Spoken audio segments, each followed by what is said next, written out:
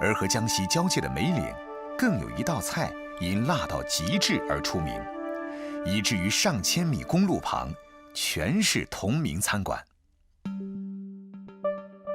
养足80天以上的走地鹅，本地的朝天椒、鸡爪姜，不掀盖儿，鹅肉的香味儿已经溢出，浓郁的肉汁还来不及细品，本地朝天椒会辣到脑仁酥麻，口舌生火，特殊的口感让人欲罢不能，再大一盆也能很快见底。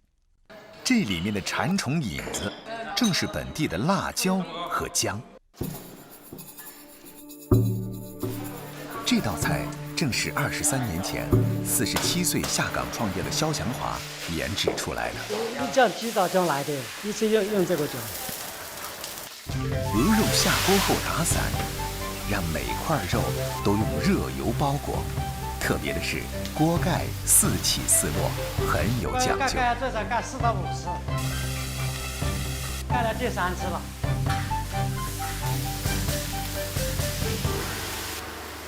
最辣的天辣的辣椒。鹅的特殊香味儿，正是因为这8种老肖研究的中药材8味中药，老肖研究出来的。反复焖煮之后，还有一种辣椒最后登场。这本地的辣椒，就是给老百姓的，刚到好吃的，加点蒜苗更香啊。用柴火烹饪的鹅王汤汁异常浓郁。哪怕首创的梅岭鹅王已红遍韶关，今年70岁的老肖，自开店那天起，每天早上都是6点准时出门买菜，风雨不改。那多少钱啊，老板娘？那多少钱一斤啊？那2块钱。在当地的菜农眼里，采购大户肖祥华是男神般的存在。都唔要啦。我怕洗澡的个还啥？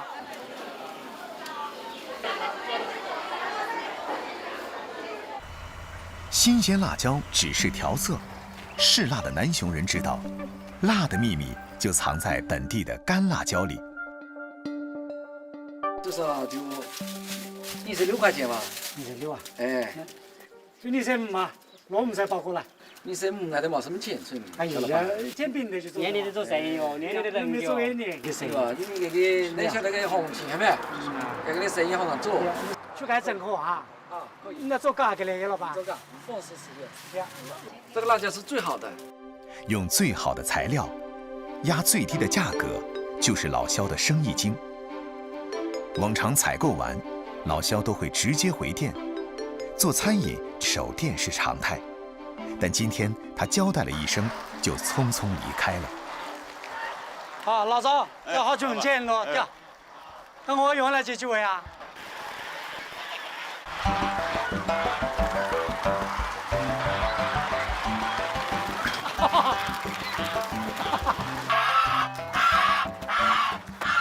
暗河啊，太黏了，上不了市。给姐姐报到课了就可以啊。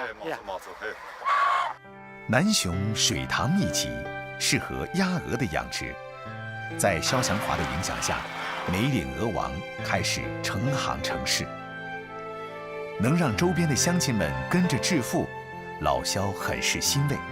本来打个电话就可以送货，但他喜欢来现场把关。我掉。给姐姐舞蹈课了哦，要保质保量。哎呦。一道美食带动了周边民众致富。肖祥华刚开始创业，也经历过经营不下去的困境。一楼开的时候，第1个月、2个月，基本上保不下，3个月2天都卖不完。我老婆当时就叫我不要开了，自己的房子怎么不要开？回不了本。没有任何的餐饮经验，之前一直做泥瓦匠的肖祥华心想，难道就这么放弃吗？他开始琢磨客人们的需求。当时做的时候，好多客人就向我反映啊，老肖这个我不够辣呀，加辣一点。客人说一句我就改一次，客人说一句我就改一次。96年、97年刚刚做开来了，每天都100多部车，摸到头都飞掉，有什么用啊？我看到那个车子大家就在那怕了。慢慢的，鹅王越来越辣，名气也越来越大。周边但凡爱吃辣的食客都会慕名而来。辣就对了，来。店里都是家里人帮手。肖春林是肖祥华的小儿子，今年32岁。大学毕业后在外打拼了2年，直到2010年，肖祥华才把儿子叫了回来，希望小儿子能接他的棒。客人投诉多啊，不好吃啊，投诉多了爸就骂啊。一开始觉得会很容易，没想到这么苦。在老爸肖祥华的教导甚至骂声中，肖春林用了整整1年的时间，才掌握了手艺的精髓。直到再次得到顾客的认可，老肖才放心把厨房交给了儿子。看看这老了要退下来谁了？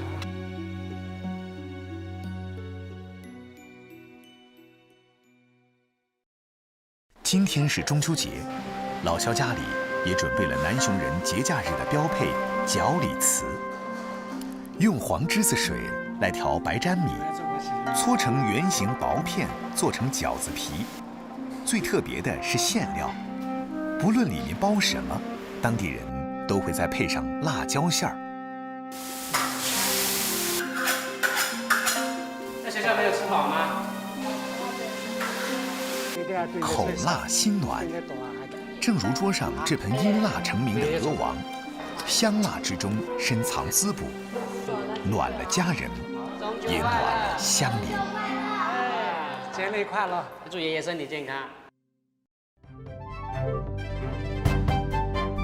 没有太多关于辣的分歧与调和，一到广西，食辣版图豁然开朗。桂林龙胜县马海村的龙脊梯田如恋四代。57岁的陈月琴嫁到这里已经39年，也跟着婆婆种了39年的辣椒。8月，天气阴晴不定，而辣椒的成熟季最怕碰到雨水。采收晾晒不及时，4个月的辛劳就会付诸东流。掐着雨停的时间，刘月琴带着媳妇和侄女来到了辣椒田里。刚嫁过来的时候，我们也有几兄弟啊，地不够了，才来这里盖呀。慢慢的拿手啊，拿竹刀，拿镯接啊，4、5年才是盖成这一遍啊。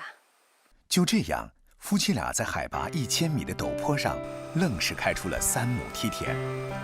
这里的土壤有机质丰富，昼夜温差达到15度以上，让这种牛角型辣椒肉厚质脆，香味独特。以前就不知道啊，都一个转一个了，才是知道这个辣椒好吃。采摘完，身高1.5米的陈月琴挑着60斤重的担子往家里走。他们要赶制一批蒜蓉辣椒酱。这个辣椒不错，我们要多一半杯了，这杯多完个嘛。干着活，陈月琴又念叨起了儿子。大爷，这个那时候回来了。明天给我们多做点菜，他好辣啊。还是多做点的，个人的爱情的。我们辣椒配上蒜蓉和盐，淋上本地的三花酒，最重要的是从田间到制作完成不超2小时。美味的秘诀就是新鲜。辣椒酱留作自用，陈月琴家的收入主要是靠干辣椒。3亩地，1年能给家里挣上1万多元。2、3点钟我们就出门了，爬山路7、8个小时啊，回来到半路了又黑了。付出这么多，陈月琴觉得每一颗辣椒都值得被珍惜。下雨天采不到了都熬坏个了。好在乡民们早已有了一套自己的应对方法。今天这个雨晒了，那雨天我们就要拿去烘了。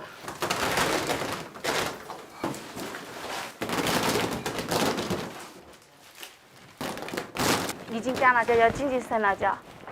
现在要5斤就得到1斤了。烘房位于厨房上方，地面只铺了一层由竹片编成的凉席。陈月琴用烘炉架起了火眼。有热度上去了的辣椒就是会干了。再后腌完了再烘，直到要变的那辣椒烘给这麻合的，就要不得了。经过4到5天不间断的烘烤，脱水后的辣椒表皮油亮、皱褶细密，含水量低于10%。靠着妈妈种的辣椒，韦祖彪在辣味林立的湖南开着小餐馆，生存了下来。也正因为这一罐罐辣椒，小伟即将落户他乡。基本上回来就是2、3天没时间，只能帮他做鸡的话，给让他吃一下。农作我不会做。亲手烹制食物是小贝对老人表达心意的最好方式。竹筒饭是美食和美气的结合。土猪腊肉混入本地糯米，调味后拌匀备用。小伟的媳妇儿和表嫂也顺便腌起了竹筒鸡。差不多了，马上就了，马了啊。帮我拿个灯子啊。2种美食小心灌入带甜味的毛竹筒，用粽叶封口后不断地转动。金妍，过来吧，帮我烧火。高温将竹子的清香徐徐逼入食材之中，哇，待到冒出白气就完成了。要炒菜啦！哦，小伟麻溜地切开辣椒，所有的食材最终都将和这些辣椒会师。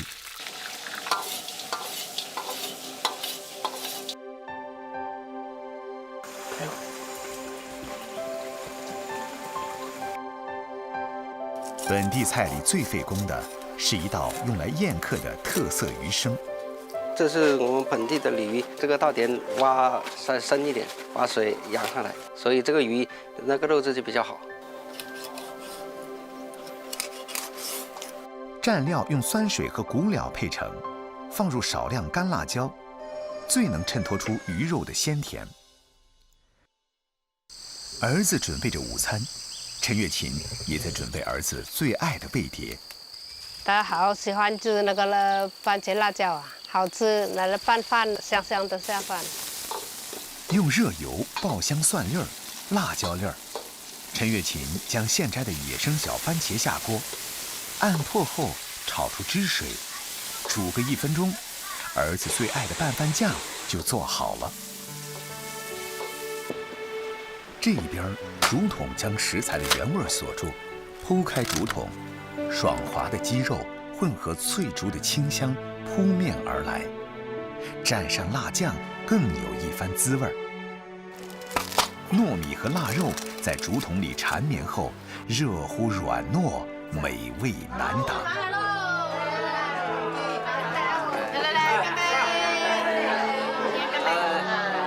哇，好香！哇，脆辣哦！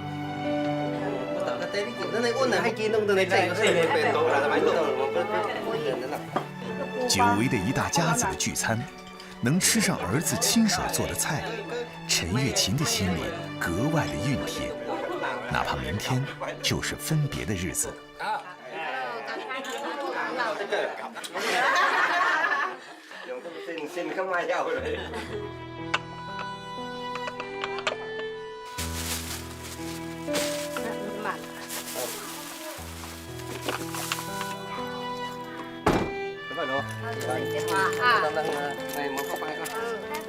拜拜。拜拜。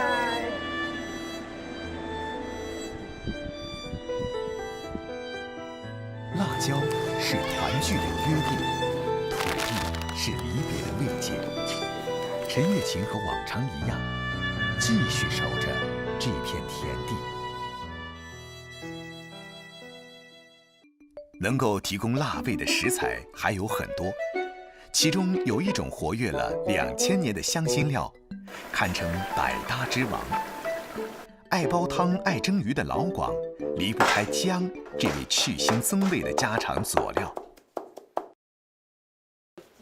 尤其是家中正巧有媳妇儿坐月子，更是必备一包驱寒活血的猪脚姜，简称姜醋。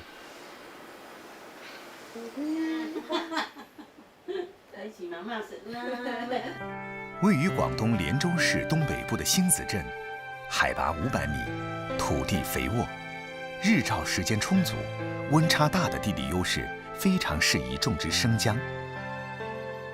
9月，地里的生姜还未成熟，此时挖出的姜称为子姜。为了尝到子姜的滋味，何寿维夫妇正在地里头忙活。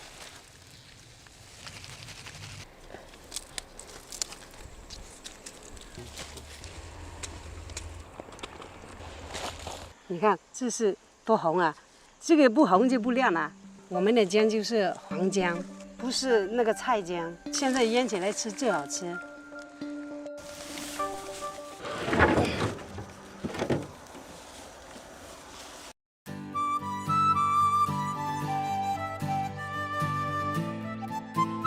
何寿伟家所在的冲头村，群山环抱，全村人都姓何，喝着同一座山流下的山泉水。有一口四方井，专门拿来饮用。村民们喜欢在这里洗菜、洗衣服、拉家常。何寿维和往年一样，把刚收回来的子姜拿到这里清洗。他准备用子姜做2缸酸菜。此时的子姜还没有纤维化，辣度不高，当地人喜欢用它做成酸菜缸。我嫁俾我老公就年年都做了。把蔬菜放到酸缸里浸泡至酸，子姜充当了重要的角色。凉白开中加入新鲜的豆角、红辣椒、姜梗，最重要的是放入子姜。秋冬丰收之后，干爽的天气下开始腌制。何寿维用力拍打子姜，姜的辛辣已被释放，同量辣椒碎和盐一起搅拌，加点自家酿制的米酒，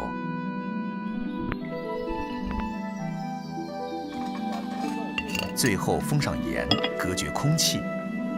子姜辣椒的风味，在2个月后就能享用。冬至前后，姜叶长到齐腰高，泥土下的生姜成熟了。趁着天气晴朗，何寿维夫妇一大早便开始收姜。田离家4公里，种姜辛苦，习惯了每天往返，是因为看到自家田地，心里才踏实。要走半个小时过来，你看从那边走过来了。平时啊种下去，又要割草把它盖上，这个草保湿，防止长杂草。姜块藏在一颗颗翠绿的姜叶下，连根拔起，抖掉表面的泥土，除去枝叶，只留根部。之前冇辣嘅，而家啲姜就辣咧。有一点死了，就不能种了，就要种稻谷，有水，起码种稻谷种2年才种这个姜。如果像这里这样一颗都没死，可以种第2年。2人一天下来能收100斤生姜，徒步运去一个藏姜的好地方。姜还是老的辣，田地里的生姜如何蜕变成老姜？当地流传100年的方式便是窖藏。地窖要选在地势高、阴凉恒温的地方。何寿维夫妇来到自己家的洞窖，开始藏姜。洞口小，只能容得下1人。身手敏捷的何寿维很快下到了洞里，下姜的力气活交给老公。何叔用绳子把姜传到3米深的洞底。當時就見到有㗎啦嘛，家家戶戶都有啲姜多㗎就挖2個。窖藏必须保持生姜块的完整和干燥，如果食材有受伤，保存時間會大大下降。呢個地夠保存好嘛，冬天好暖嘅，夏天又好涼爽嘅。如果放喺屋企就好快冷嘅。个头饱满的新疆此时纤维较多，入窖存放50天后，重量会轻12%。水分蒸发后，嫩皮逐渐变成老皮，淡黄色变成黄棕色，姜的辛辣味儿也出来了。新姜由此变身老姜，价格也会翻倍。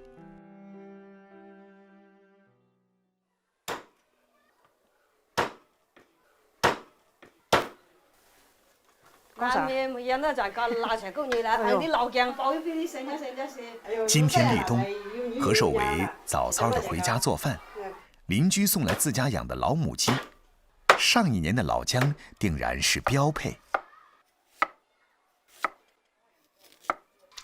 老姜炖鸡汤，鸡肉斩块，下锅煸炒，下清水、姜片、红枣、枸杞，猛火炖煮40分钟，便是家常美味。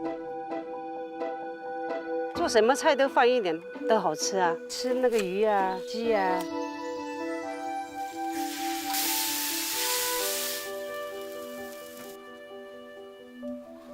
何寿维的子女在外地工作，过年才回来，带着2个孙女儿，自然不会落下孙女儿最爱的红糖番薯姜汤。加入姜片焖煮，待快熟时加入红糖，一碗温补的姜汤就大功告成了。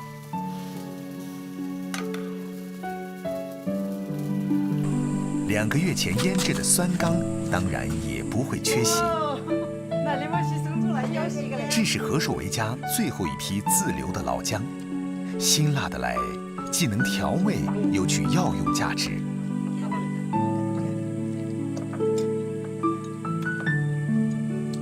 要想再寻此味道，还需再等上1年。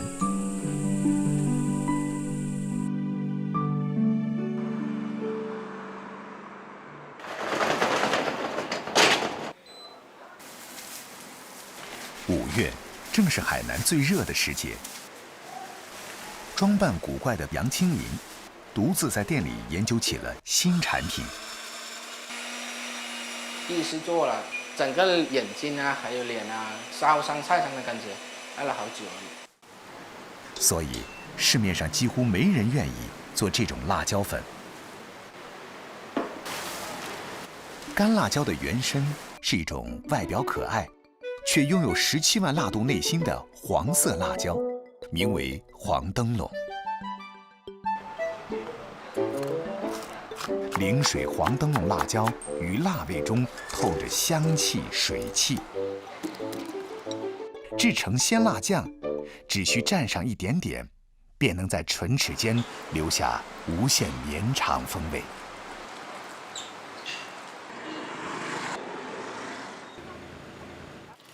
杨清林是黎族人，做了几年汽车维修工，因为喜欢研究吃，2015年在陵水开了这家酸粉店。陵水酸粉是我们陵水的一个特色小吃。粉中加入牛肉干、鱼腐、鱼干、沙虫干，最后淋上秘制醋汁、卤汁即可上桌。加上1小勺黄灯笼辣酱，顺滑的米粉裹着浓郁的辣酱，缠绵入口，十分开胃。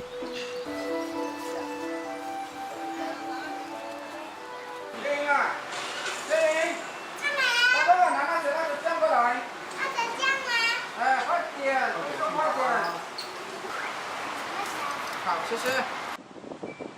对问，说的。mời。我要8个。我带。这家小店正是杨清林钻研辣椒粉，甚至开始自己种辣椒的源头。它在外面市场上卖的比较贵，自己家里也有一点土地，所以就种了这个辣椒。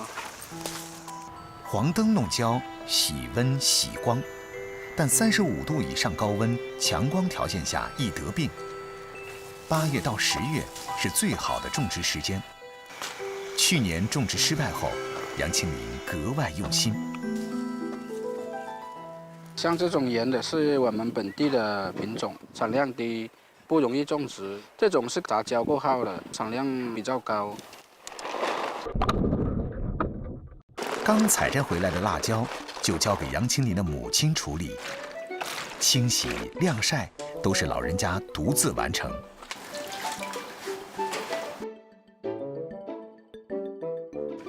洗干净的辣椒，简单来个阳光浴后，就交到杨清林的父亲手上。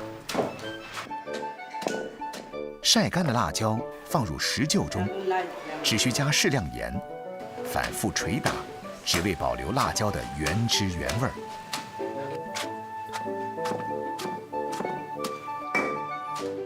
父亲忙完，对外的活儿就是杨清林的了。现做现卖的辣椒酱，最近订货量比较大，刚封盖儿，杨清林就忙不迭地配送了。大部分我种的这个辣椒都是销往陵水市场和三亚市场，还有一些餐馆。因为我们本地人对这个辣椒讲究一个钱，只有市场了，它才能更快速把这个辣椒往消费者销。哎，小姐啊，路啊，會冇硬你兩蚊椒啊？怎么硬你为人椒不得啦？啊个只那个椒，那就喜欢吃就吃就喜欢椒。根据个人的口味挑选配料，现场定制辣酱是当地独有的特色。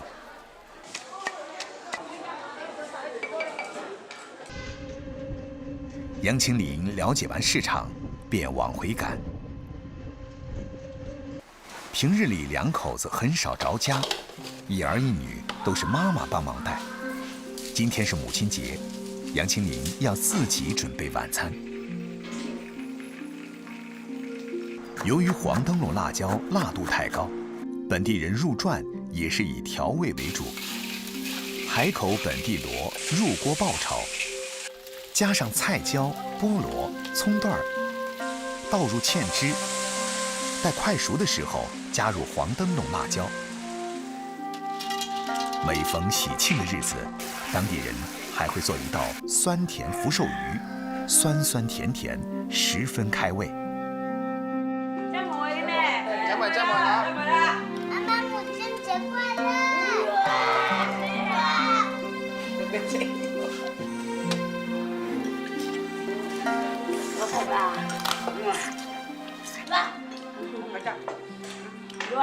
看到这样的表情就是很辣那种感觉了啊！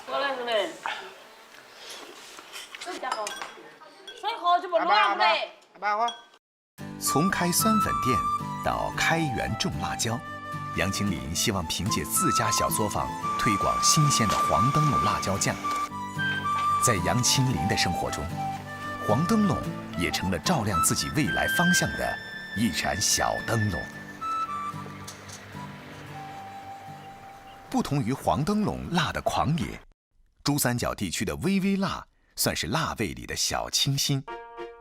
桑基鱼塘的耕作模式，让顺德人仅凭数亩鱼塘便能烹饪出清淡可口而又变化多端的菜肴。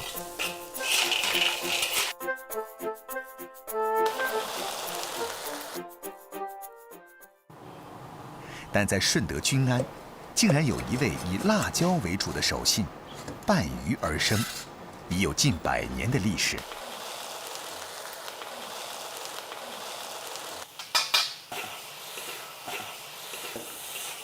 向有打边炉习俗的顺德，每到冬季，煮上一锅清水，下去鱼片，再蘸上特有的辣椒饼，3、5好友围炉而食，席间气氛再添几分辣味，自有说不尽的写意。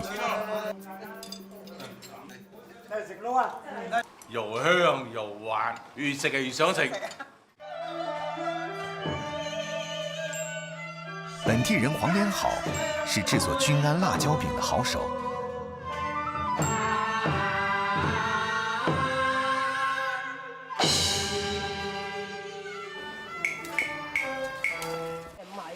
一大早，黄姨就约了鄰居去後院菜地採摘製作辣椒餅的配料。呢度係沙頭嗰啲鮮香㗎，你揾好多箭喎辣椒仔。夠住揾兩餐啦，係。我翻去話。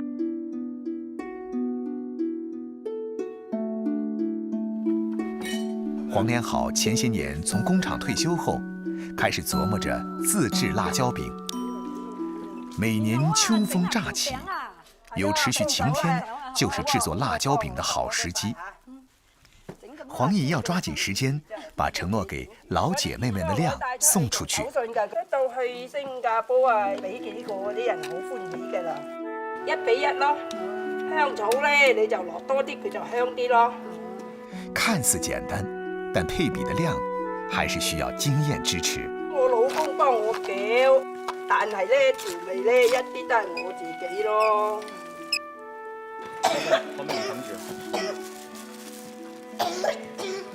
和從小吃辣的體質不同，飲食清淡的黃姨做了10年辣椒餅，呼吸系統慢慢被損壞。12年，2個幾月整咗700幾斤。我個老契話我老咗5年咯。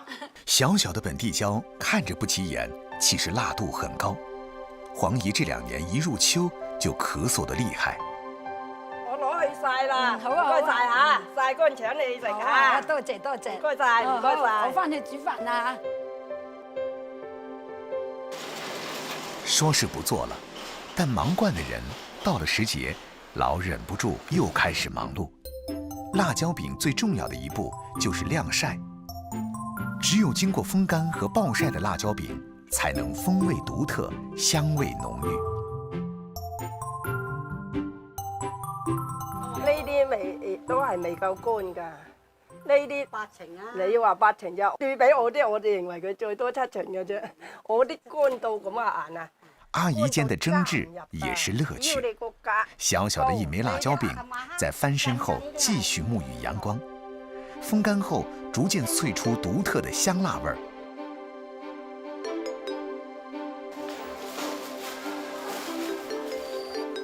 辣椒餅的製作相對簡單又好保存，本地的菜市場一年四季都有售賣。賣啊都係椒餅，50蚊1斤。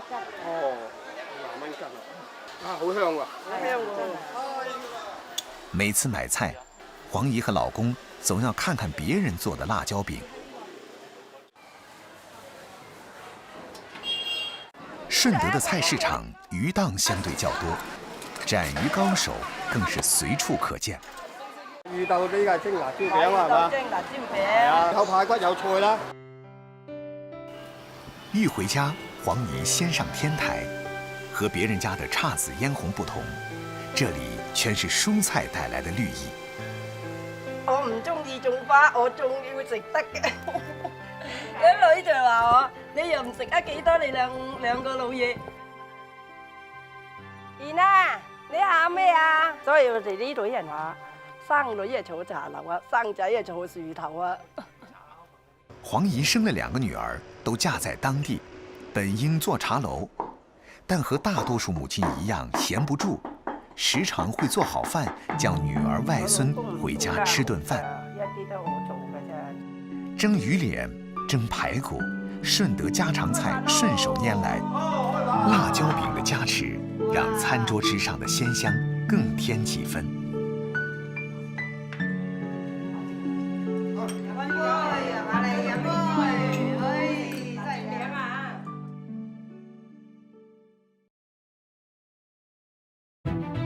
和本土辣味不同，大型城市的辣是隨着人口的流動突破地域局限。1線城市最先被攻城略地，連一向推崇食材原味、講究清淡飲食的廣州，也有被紅潮淹沒之勢。我哋嗰啲福到啦，係啊，啲燈籠啊，呢啲係廣東文化都會有嘅。李聰聰祖籍湖北，在廣州長大，大3就開始自己搗鼓生意。對廣州本地人越來越能吃辣的認知，讓他一畢業就決定開一家火鍋店。這已經是記不清第多少次的同行考察了。我發覺我哋啲乾冰啊，結住咗啲水啊。而且佢嗰啲係食得到係新鮮嘅，底料唔鹹啊，最緊要。佢而家先開始出辣啦。呢啲就係叫魔鬼辣，所以廣東人就係喺食呢方面就好勇敢。係啊，攞條命去試嘅。啲人開始啲辣椒。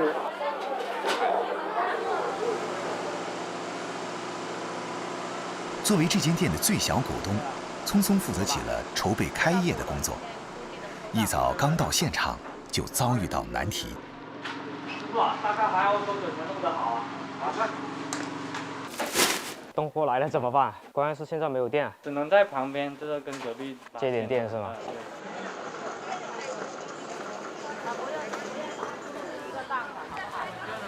原计划下午的试菜，全得看聪聪是否能协调到准点来电。哦，来电喽！聪聪释放天性没几秒，2天后开业的压力又接踵而来，马上要开始第1次试菜了。出品如何？3个人心里都没有底。这是印度辣椒，你们试一下这个是。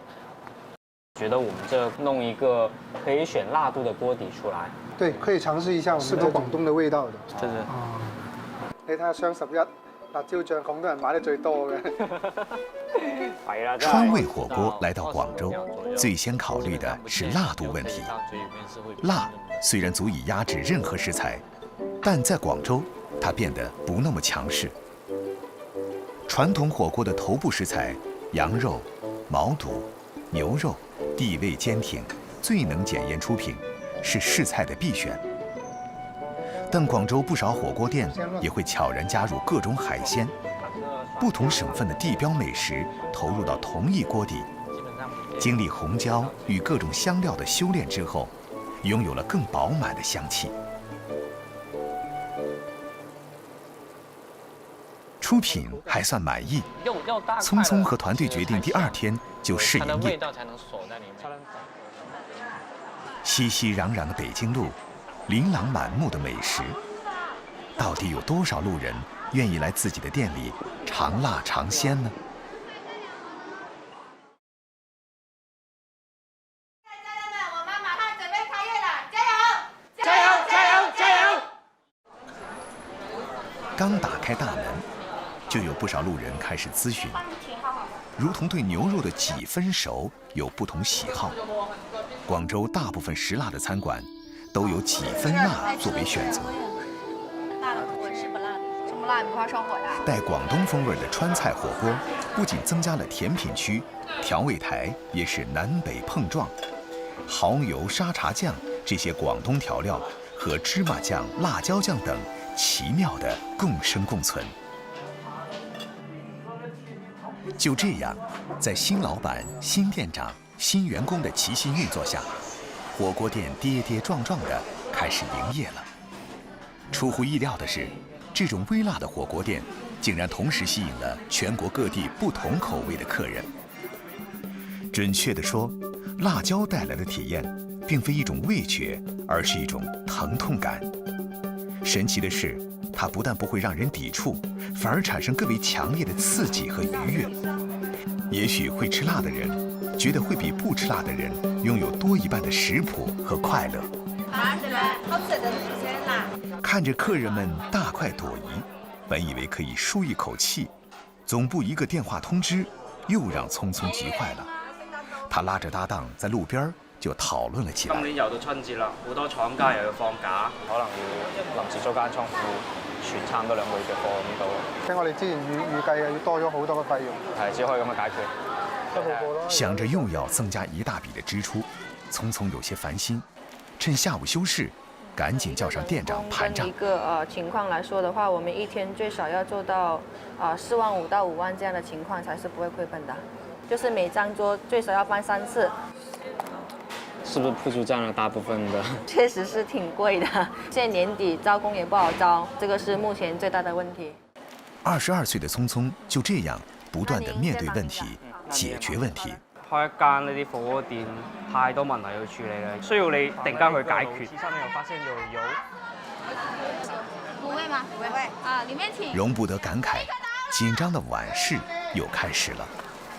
今天的等位長龍讓聰聰開始擔心服務跟不上。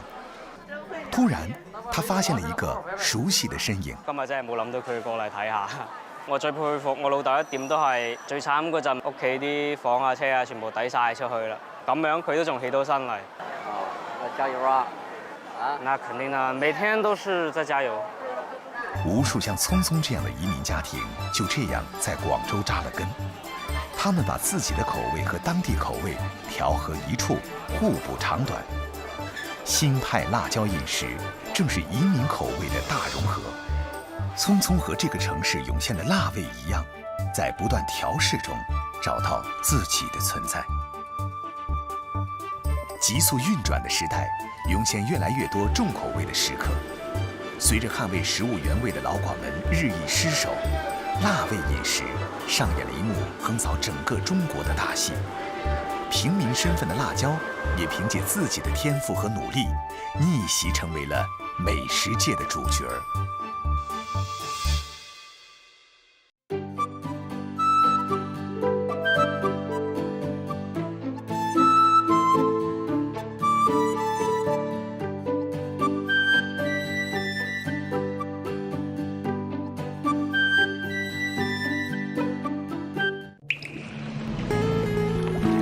广东卫视美好生活